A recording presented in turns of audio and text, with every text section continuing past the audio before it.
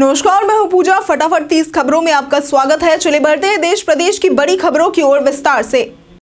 भारत सरकार ने birth certificate बनाने और उसमें बदलाव के लिए 27 अप्रैल 2026 तक की डेडलाइन तय की है। अब 15 साल से ऊपर के लोग भी आवेदन कर सकते हैं। आवेदन ऑनलाइन या स्थानीय कार्यालय से किया जा सकता है। डेडलाइन के बाद बदलाव संभव नहीं होंगे। भारत अमेरिका के साथ व्यापारिक संबंधों में टैरिफ कटौती को लेकर तैयार है, लेकिन ये एक तरफा नहीं होगा। भारत सेवा क्षेत्र और वीजा नियमों में राहत की उम्मीद कर रहा है। टैरिफ समीक्षा और अमेरिकी दबाव के बावजूद भारत संतुलित रुख अपनाएगा। IRCTC ऑप्ट विकल्प से कंफर्म टिकट। IRCTC ऐप में ऑप्ट विकल्प फीचर का इस्तेमाल करके वेटिंग टिकट को कंफर्म किया जा सकता है। इस विकल्प को चुनने के बाद 7 ट्रेनों के ऑप्शंस मिलते हैं, जिनमें से किसी एक में कंफर्म टिकट मिलने की संभावना रहती है। भारत का कृषि निर्यात रिकॉर्ड। प्रधानमंत्री मोदी के नेतृत्व में भारत का कृषि निर्यात नई ऊंचाइयों तक पहुंचा है। अनार, अंजीर, ड्रैगन फ्रूट, कटहल और राजा मिर्चा जैसे उत्पाद अब विभिन्न अंतर्राष्ट्रीय बाजारों में उपलब्ध हैं, जिससे भारत के कृषि उत्पादों को वैश्विक पहचान मिल रही है और किसानों की आर्थिक स्थिति मजबूत हो रही है। ब्रिक्स टूटने की धमकी। अमेरिकी राष्ट्रपति डोनाल्ड ट्रंप ने दावा किया है कि ब्रिक्स देशों ने 150% तक टैरिफ की धमकी के बाद समूह छोड़ने का फैसला किया है। हालांकि ब्रिक्स देशों ने इस पर आधिकारिक प्रतिक्रिया नहीं दी है। जुलाई में ब्राजील में शिखर सम्मेलन आयोजित होगा, जिसमें वैश्विक सहयोग पर चर्चा होगी। RPF की विशेष फोर्स तैनात। 26 फरवरी को प्रयागराज कुंभ और महाशिवरात्रि के अवसर पर भारी भीड़ की संभावना को देखते हुए पंडित दीनदयाल स्टेशन पर RPF की कोरस कमांडो टीम तैनात की गई है। 85 सदस्यीय टीम श्रद्धालुओं की सुरक्षा सुनिश्चित करेगी और आपातकालीन स्थितियों में त्वरित कार्रवाई करेगी। आधार आधारित सिम वेरिफिकेशन। प्रधानमंत्री कार्यालय ने नए सिम कार्ड कनेक्शनों के लिए आधार बेस्ड बायोमेट्रिक वेरिफिकेशन अनिवार्य कर दिया है। इसका उद्देश्य फर्जी सिम कार्ड्स के दुरुपयोग और साइबर अपराध को रोकना है। टेलीकॉम कंपनियों को डिजिटल वेरिफिकेशन सिस्टम लागू करने के निर्देश दिए गए हैं। विदेश में मेडिकल के लिए नीट अनिवार्य।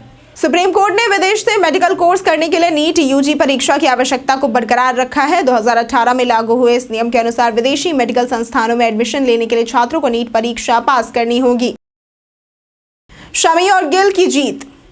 भारत ने बांग्लादेश को 6 विकेट से हराकर टूर्नामेंट की शानदार शुरुआत की है। शुभमन गिल ने नाबाद 101 रन बनाकर टीम को जीत दिलाई, जबकि मोहम्मद शमी ने 53 रन देकर 5 विकेट झटके। शोएब अख्तर ने भारत को चैंपियन दावेदार बताते हुए पाकिस्तान की चुनौती की उम्मीद जताई है। इलेक्ट्रिक कारों पर सरकार की नई योजना। भारत में इलेक्ट्रिक कार निर्माण को बढ़ावा देने के लिए सरकार ने नई योजना शुरू की है, जिसके तहत 70% आयात शुल्क की बजाय 15% शुल्क पर कंपनियों को कारें लेने का मौका मिलेगा। कंपनियों को 5 साल में 50% उत्पादन भारत में करना होगा। प्रयागराज महाकुंभ की तारीख बढ़ाने की अफवाहों का DM रविंद्र मानदंड ने खंडन किया। उन्होंने स्पष्ट किया कि 26 फरवरी को ही महाकुंभ का समापन होगा। श्रद्धालुओं की सुविधा के लिए प्रशासन ने व्यवस्था पर ध्यान दे रहा है। स्कूलों में ऑनलाइन क्लास 26 फरवरी तक चलेगी।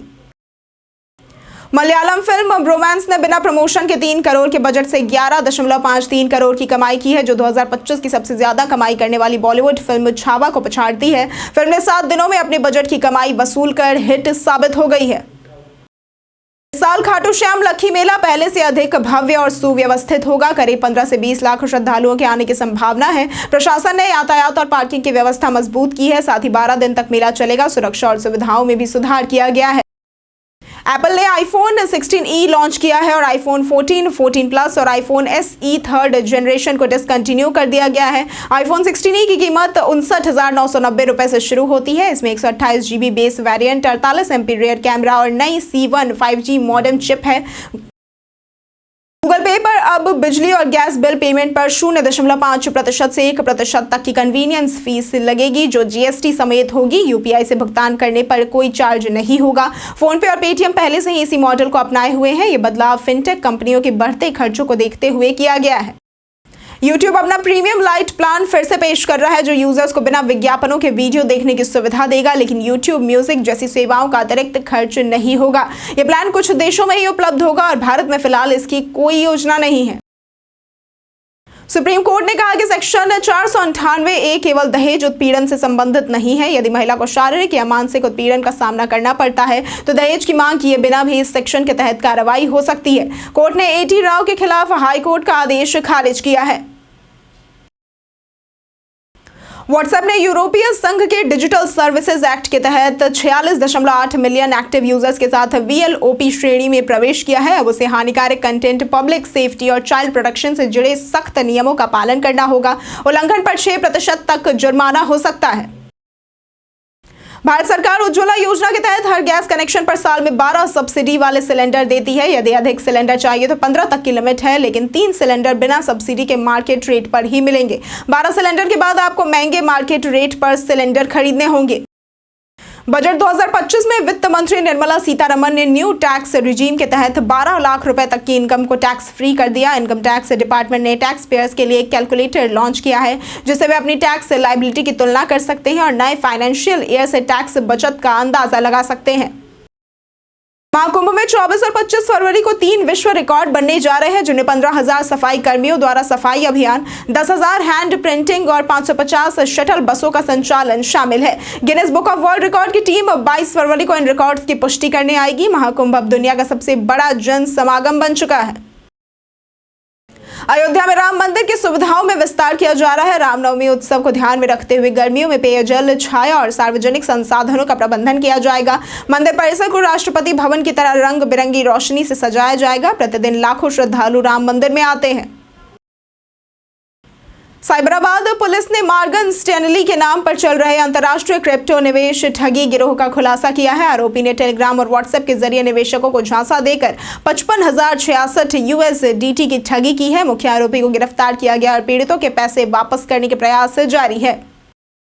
Amazon पर OnePlus 12R फोन पर 13,000 रुपए तक का डिस्काउंट मिल रहा है, जिससे इसकी कीमत 29,999 रुपए हो गई है। इसमें 50 MP Soni camera, Snapdragon 8 generation 2 processor, 16 GB RAM और 5500 mAh बैटरी जैसी शानदार सुविधाएं हैं। HDFC कार्ड पर अतिरिक्त बैंक डिस्काउंट भी मिल रहा है। भूटान के प्रधानमंत्री दाशो शेरिंग तोब्गे ने सोल लीडरशिप सम्मेलन में पीएम मोदी की जमकर तारीफ की। उन्होंने मोदी को दुनिया के सबसे महान नेता और अपने गुरु और बड़े भाई के रूप में बताया। उन्होंने कहा कि मोदी से नेतृत्व के बारे में सीखने का ये एक बेहतरीन अवसर है। गूगल एप्पल के बाद अब भारत में अपने पहले फिजिकल स्टोर खोलने जा रही है। ये स्टोर दिल्ली और मुंबई के आसपास खुलेंगे और लगभग 15,000 स्क्वायर फीट के होंगे। कंपनी का उद्देश्य पिक्सल फोन और अन्य प्रोडक्ट्स को सीधे ग्राहकों तक पहुंचाना है।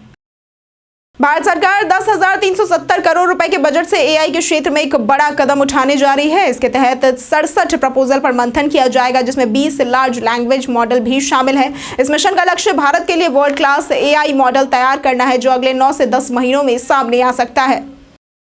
युजवेंद्र चहल और धनश्री वर्मा के तलाक के बाद 60 करोड़ रुपए की एलिमनी की खबरों ने सनसनी मचा दी है, लेकिन धनश्री के परिवार ने इन अफवाहों को नकारते हुए कहा कि ना तो एलिमनी की मांग की गई थी, ना ही कोई प्रस्ताव ही मिला था। दोनों के बीच तलाक की बातें 2023 से चल रही थी।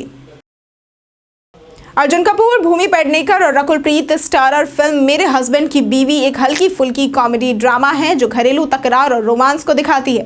फिल्म की कहानी तलाक के बाद पत्नी की याददाश्त खोने और पति के बीच चल रहे रोमांस के इर्द गिर्द घूमती है। निर्देशक मुदस्सर अजीज की राइटिंग और एक्टिंग शानदार है, जो दर्शकों को हंसी का तड़का देती है। भारतीय रेलवे ने वित्तीय वर्ष 2024-25 में वंदे भारत ट्रेन के उत्पादन में तेजी लाई। चेन्नई स्थित इंटीग्रल कोच फैक्ट्री यानी कि ICF ने 82वीं Vande Bharat chair car rack का निर्माण पूरा किया है। वंदे भारत ट्रेनों में 8, 16 और 20 कोच वेरिएंट्स है और मार्च तक 3 और रैक बनाने का लक्ष्य रखा गया है। आज के लिए फिलहाल इतना ही। जिन लोगों ने हमें कमेंट किया था उनके नाम हैं नौशाद रजा, उमेश कुमार, जितेंद्र ठाकुर, राकेश मिश्रा, बिरला सिंह, MD शाकिर हुसैन, वरुण कुमार, पीहू शर्मा, रवि मोहन वर्मा और अमित कुमार। चलिए अब बढ़ते हैं आज के सवाल की ओर। आज का सवाल है, आपके क्षेत्र में कौन सा बैंक सबसे ज्यादा प्रसिद्ध है? आप अपना जवाब हमें हमारे कमेंट सेक्शन में लिखकर जरूर बताएं। आज के लिए सिर्फ इतना ही। वीडियो हमारे साथ बने रहने के लिए धन्यवाद।